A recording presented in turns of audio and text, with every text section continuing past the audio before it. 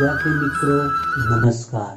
આજે આપણે ધોરણ 12 વિષય તત્વજ્ઞાન એની અંદર પ્રકરણ 6 ભારતીય તર્કશાસ્ત્રમાં અનુમાન વિશે આપણે અભ્યાસ કરીશું। આપણે પ્રકરણ 6 માં કઈ કઈ બાબતોનો અભ્યાસ કરવાનો છે તે જાણી લઈએ। તો અહીં આપણે પ્રકરણ 6 ની અંદર સૌપ્રથમ ન્યાયની દ્રષ્ટિએ અનુમાનનો અર્થ અને તેના સ્વરૂપ વિશે આપણે અભ્યાસ કરીશું। ત્યાર પછી આપણે ભારતીય પંચાવય અનુમાનના જે 5 અવયવો છે તેના વિશે આપણે અભ્યાસ કરીશું। ત્યાર પછી આપણે છેલ્લે ન્યાયની દ્રષ્ટિએ અનુમાનના 2 પ્રકારો, એક સ્વાર્થા અનુમાન અને પરાથા અનુમાન વિશે આપણે અભ્યાસ કરીશું। અને બાકીના પ્રકરણ 6 ની અંદર જે મુદ્દાઓ છે તે મુદ્દાઓ માધ્યમિક શિક્ષણ બોર્ડ દ્વારા 30%નો જે અભ્યાસક્રમનો ઘટાડો કરવામાં આવ્યો તેમાં રદ કરવામાં આવેલા છે। એટલે આપણે અહીં 3 મુદ્દાઓનો અભ્યાસ કરીશું।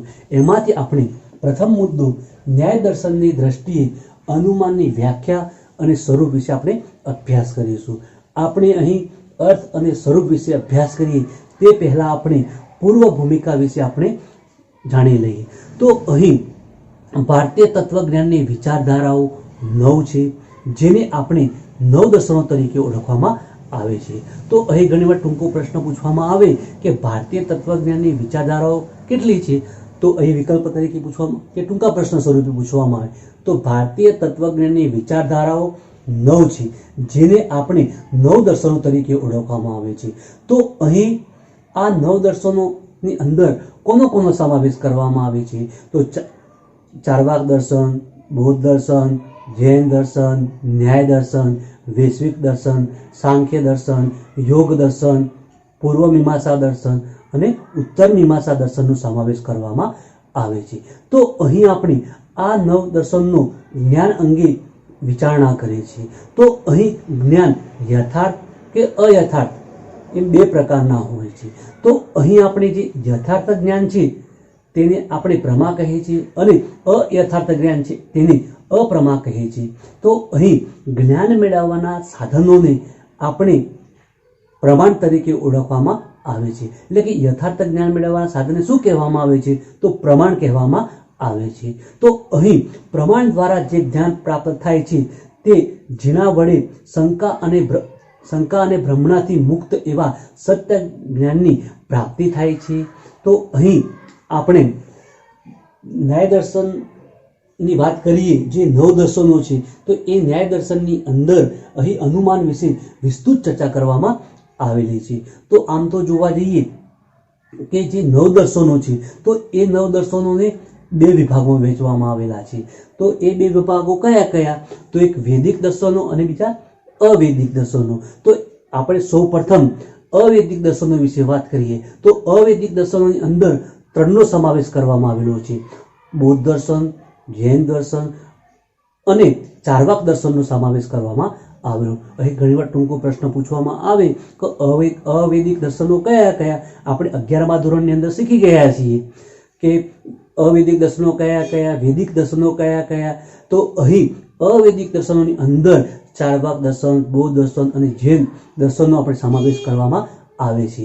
અને વૈદિક દર્શનો કયા, તો બાકીના આપણે જોઈએ ન્યાય દર્શન, વૈશ્વિક દર્શન, સાંખ્ય દર્શન, યોગ દર્શન, ઉત્તર મીમાંસા દર્શન અને પૂર્વ મીમાંસા દર્શન અને યોગ દર્શન। તો અહીં બાકીના જે 6 દર્શનો છે તે એ વૈદિક દર્શનો છે।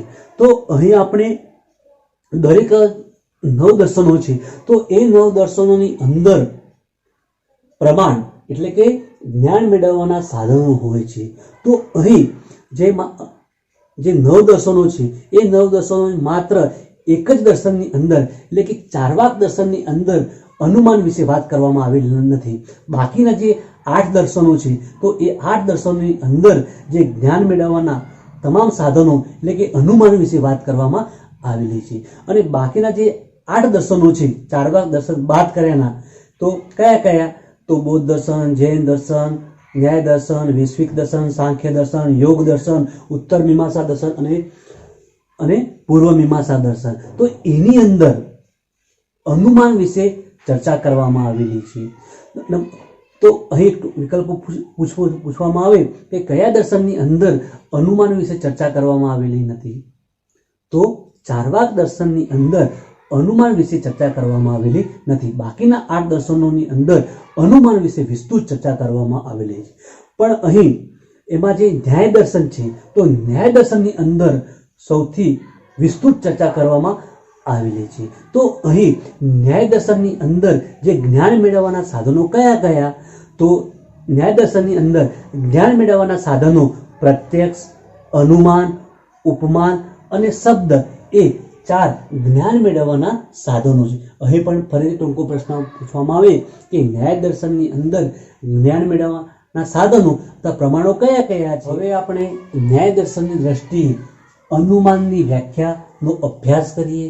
તો અહીં અનુમાન એટલે કે એક વિષયના પ્રત્યક્ષ જ્ઞાન પરથી એ વિષય સાથે કાયમી ધોરણે કે નિયમ રૂપે સંકળાયેલા બીજા વિષયનું જ્ઞાન પ્રાપ્ત કરવાની માનસિક પ્રક્રિયાને આપણે અનુમાન કહેવામાં આવે છે.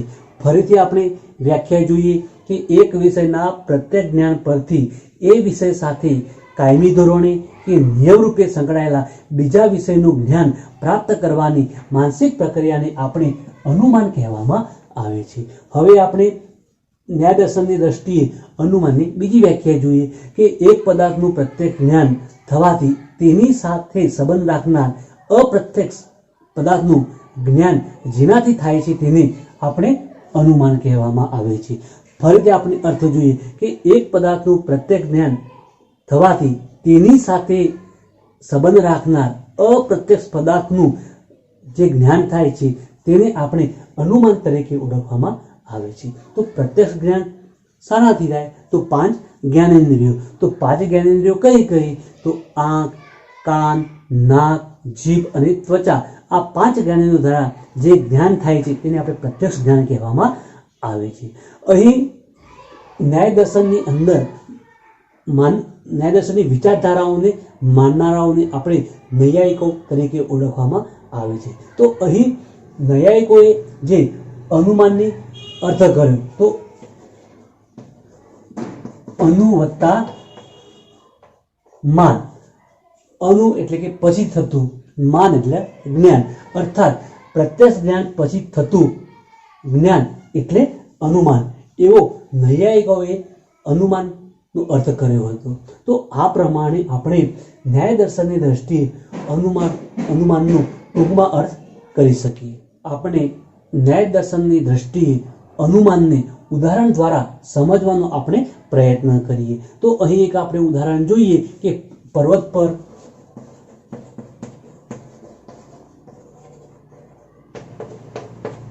ધુમાડો છે, પર્વત પર ધુમાડો છે એવું આપણે પ્રત્યક્ષ જ્ઞાન થાય છે. પછી આપણે એવું નક્કી કરીએ છીએ કે જ્યાં જ્યાં ધુમાડો હોય ત્યાં ત્યાં અગ્નિના અનુભવેલા નિત્ય સહચારના આધારે આપણે અપ્રત્યક્ષ એવા અગ્નિનું જ્ઞાન પ્રાપ્ત થાય છે. અને પછી આપણે એવું અનુમાન કરીએ છીએ કે તે પર્વત પર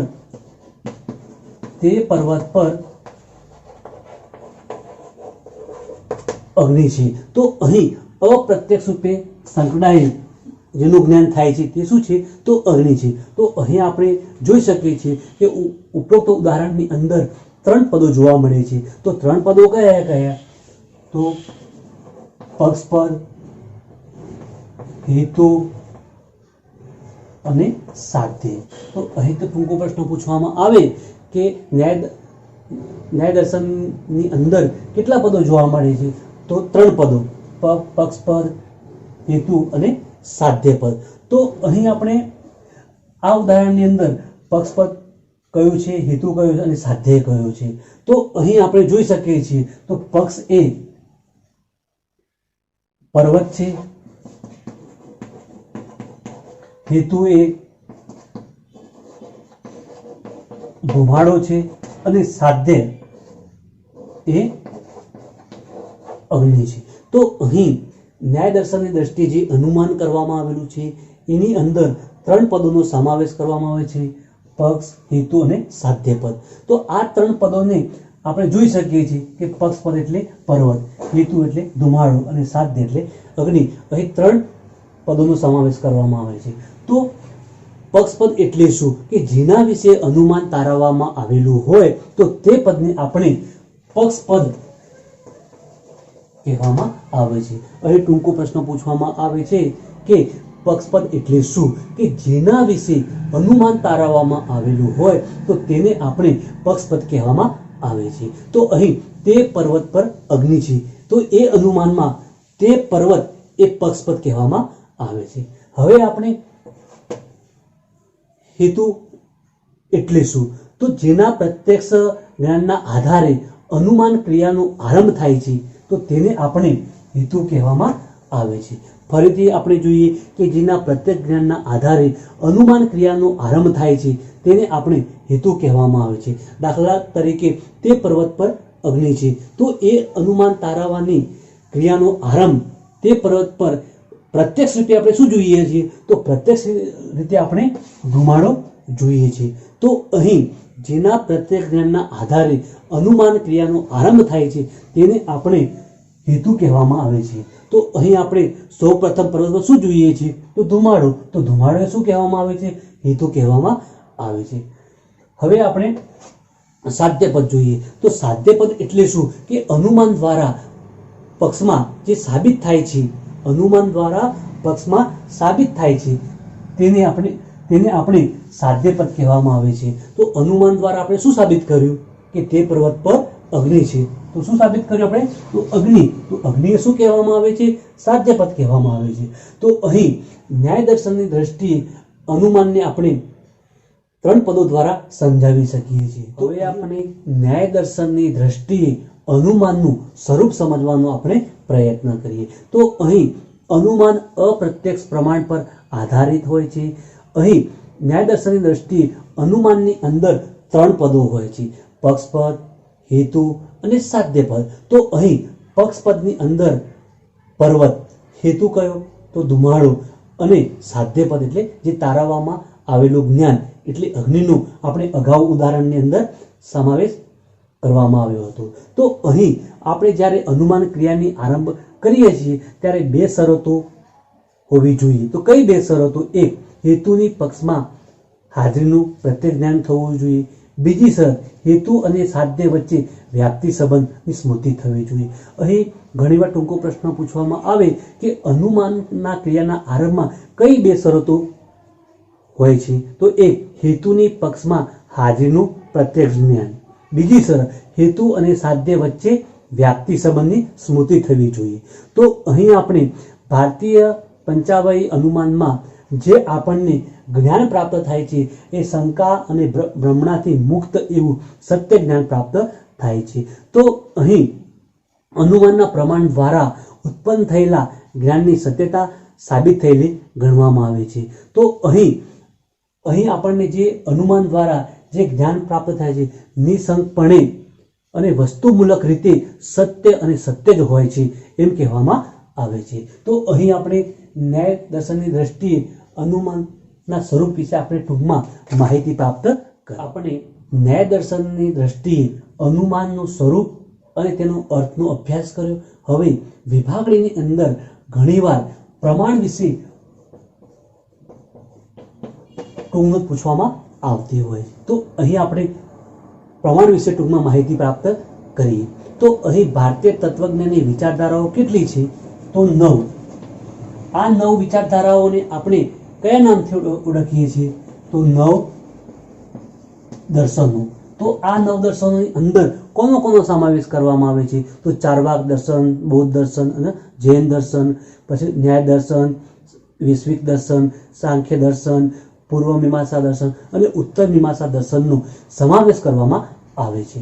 તો અહીં આ જે 9 દર્શનો આપવામાં આવ્યા છે તો એ 9 દર્શનો બે ભાગમાં વહેંચવામાં આવ્યા છે, એક વૈદિક દર્શનો અને અવૈદિક દર્શનો। તો અવૈદિક દર્શનોની અંદર ત્રણનો સમાવેશ કરવામાં આવેલો છે। તો કયા ત્રણ? તો ચાર્વાક દર્શન, બૌદ્ધ દર્શન અને જૈન દર્શન। અને વૈદિક દર્શનોની અંદર 6 દર્શનનો સમાવેશ કરવામાં આવે તો કયા? તો ન્યાય દર્શન, વૈશ્વિક દર્શન, સાંખ્ય દર્શન, યોગ્ય દર્શન, ઉત્તર મીમાંસા દર્શન અને પૂર્વ મીમાંસા દર્શનનો સમાવેશ કરવામાં આવેલો છે। તો અહીં આપણે આ જે 9 દર્શનોની અંદરથી જ્ઞાન મેળવવામાં આવે છે તો જ્ઞાન મેળવવાના સાધનોને આપણે પ્રમાણ તરીકે ઓળખવામાં આવે છે। તો પ્રમાણ એ જ્ઞાન મેળવવાનું સાધન છે અને પ્રમાણ દ્વારા જે જ્ઞાન પ્રાપ્ત થાય છે એ શંકા અને ભ્રમણાથી મુક્ત એવું સત્ય જ્ઞાન પ્રાપ્ત થાય છે, એટલે કે નિશંકપણે સત્ય જ્ઞાન જ પ્રાપ્ત થાય છે। તો અહીં જે 9 દર્શનો આપવામાં આવેલા છે એ 9 દર્શનોની અંદર જ્ઞાન મેળવવાના જુદા જુદા સાધનો એટલે કે જ્ઞાન મેળવવાના પ્રમાણો જુદા જુદા આપવામાં આવેલા છે। કોઈમાં 1 પ્રમાણ હોય, કોઈમાં 2 પ્રમાણ હોય, 5 પ્રમાણ હોય, 6 પ્રમાણ, તો એ જ્ઞાન મેળવવાના પ્રમાણો જુદા જુદા હોય છે। તો અહીં એ પ્રમાણો કેટલા છે એના વિશે આપણે થોડીક વાત કરીએ। તો અહીં ચાર્વાક જે દર્શન છે તો ચાર્વાક દર્શનની અંદર એક પ્રમાણનો સમાવેશ કરવામાં આવે છે। તો કયું? તો પ્રત્યક્ષ પ્રમાણ। અહીં આપણે જે 9 દર્શનોમાં ચાર્વાક દર્શનની અંદર એક પ્રમાણ હોય છે, કયું? તો પ્રત્યક્ષ। હવે બીજું જોઈએ તો બોધ દર્શન। તો બોધ દર્શનની અંદર કેટલા પ્રમાણો હોય છે? તો 2, પ્રત્યક્ષ અને અનુમાન। હવે આપણે ત્રીજું જોઈએ તો એ જૈન દર્શનની અંદર 3 પ્રમાણોનો સમાવેશ કરવામાં આવે છે, પ્રત્યક્ષ, અનુમાન અને શબ્દ। તો અહીં આપણે જે અવૈદિક દર્શનોની અંદર આપણે તેનો અભ્યાસ કર્યો। હવે આપણે વૈદિક દર્શનોની અંદર કેટલા પ્રમાણો હોય છે આપણે જોઈએ। તો અહીં ચોથા નંબરનું આપણે પ્રમાણની વાત કરીએ તો ન્યાય દર્શન। તો ન્યાય દર્શનની અંદર 4 પ્રમાણોનો સમાવેશ કરવામાં આવે। તો કયા? તો પ્રત્યક્ષ, અનુમાન, ઉપમાન, શબ્દ એમ 4 પ્રમાણોનો સમાવેશ કરવામાં આવે છે। હવે વૈશ્વિક દર્શન। તો વૈશ્વિક દર્શનની અંદર કેટલા પ્રમાણો હોય છે? તો 2 પ્રમાણો, એક પ્રત્યક્ષ અને અનુમાન, એ 2 પ્રમાણો હોય છે। એ પ્રમાણે સાંખ્ય દર્શન। તો સાંખ્ય દર્શનની અંદર કેટલા પ્રમાણો હોય છે? તો 3 પ્રમાણો હોય છે, પ્રત્યક્ષ, અનુમાન અને શબ્દ। હવે યોગ દર્શનની અંદર પ્રમાણોની સંખ્યા કેટલી હોય છે? તો એની અંદર પણ 3 જ હોય છે, કે જે રીતે સાંખ્ય દર્શનની હોય છે એ પ્રમાણે, તો પ્રત્યક્ષ, અનુમાન અને શબ્દ। હવે આપણે જે 8મા નંબરનું પૂર્વ મીમાંસા દર્શન। તો પૂર્વ મીમાંસા દર્શનની અંદર 5 અને 6 પ્રમાણોનો સમાવેશ કરવામાં આવ્યો છે। એમાં પ્રભાકર મિશ્રાએ 5 પ્રમાણોનો ઉલ્લેખ કર્યો છે, જ્યારે કુમારેલ ભટ્ટે 6 પ્રમાણોનો સમાવેશ કરવામાં આવ્યો છે। તો એમાં પ્રભાકર મિશ્રાએ કયા 5 પ્રમાણો? તો પ્રત્યક્ષ, અનુમાન, ઉપમાન, શબ્દ અને અર્થાપતિનો સમાવેશ કરવામાં આવેલો છે, જ્યારે કુમારેલ ભટ્ટ દ્વારા જે 6 પ્રમાણો કયા? તો પ્રત્યક્ષ, અનુમાન, ઉપમાન, શબ્દ, અર્થાપતિ અને અનુપલબ્ધિ એમ 6 પ્રમાણોનો સમાવેશ કરવામાં આવેલો છે। હવે આપણે છેલ્લું 9 દર્શન એટલે કયું? ઉત્તર મીમાંસા। ઉત્તર મીમાંસા દર્શનની અંદર 3 પ્રમાણોનો સમાવેશ કરવામાં આવેલો છે, તો પ્રત્યક્ષ, અનુમાન અને શ્રુતિ એમ 3 પ્રમાણોનો સમાવેશ કરવામાં આવેલો છે। અહીં ઘણીવાર પ્રમાણની અંદર કોષ્ટક પૂછાતું હોય છે કે આપણે સૌપ્રથમ શું આપી દેવાનું? અહીં 9 દર્શનો આપી દેવાના, અને 9 દર્શનો આપ્યા બાદ એની અંદર વૈદિક અને અવૈદિક એમ આપી દેવાનું બીજા કોઠાની અંદર। પછી અહીં પ્રમાણોની સંખ્યા અથવા પ્રમાણોના નામ આપી દેવાના અને પછી પ્રમાણોની સંખ્યા આપી દેવાની। તો અહીં આપણે ટૂંકમાં આ પ્રમાણે તમારે પુસ્તક પૂછાય તો પરીક્ષાની અંદર આ પ્રમાણે બનાવી જાય। સૌ પ્રથમ ક્રમ આપી દેવાનો, ત્યાર પછી ભારતીય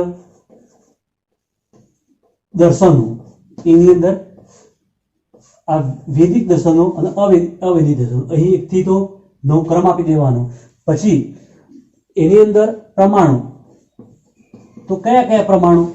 એ વૈદિકમાં અને અવૈદિકમાં, એમાં જે 9 આપવામાં આવેલા છે એ 9ના અહીં નામ લખી દેવાના, અહીં સંખ્યા પ્રમાણોની, તો એ પ્રમાણે અહીં કોષ્ટક તમારે બનાવી દેવાનું। તો આપણે અહીં વિભાગ ડી ની અંદર પ્રમાણ વિશે ટૂંકમાં પૂછાય તો આ પ્રમાણે ટૂંકમાં માહિતી આપી શકાય। શક્ય હોય તો કોષ્ટક આપણે બનાવી અને એના વિશે ચર્ચા કરી દેવાની કે વૈદિક દર્શનો, અવૈદિક દર્શનોની અંદર પ્રમાણો કયા છે એની સંખ્યા લખી દેવાની, બરોબર? તો એ પ્રમાણે અને પ્રમાણની વ્યાખ્યા આપી દેવાની, તો અહીં ટૂંકમાં ક્લિયર થઈ જાય। તો આપણે અહીં પ્રકરણ 6 ની અંદર આપણે આજે ન્યાયની દ્રષ્ટિએ અનુમાનનું સ્વરૂપ, એનો અર્થ અને પ્રમાણ વિશે વિસ્તૃત ચર્ચા કરી. હવે આપણે આવતા લેક્ચરની અંદર આપણે ભારતીય પંચાવયી અનુમાનના જે 5 અવયવો છે તેના વિશે આપણે અભ્યાસ કરીશું. ત્યાર પછી આપણે ન્યાયની દ્રષ્ટિએ અનુમાનના જે 2 પ્રકારો છે તે આપણે આવતા લેક્ચરની અંદર આપણે અભ્યાસ કરીશું. ધન્યવાદ.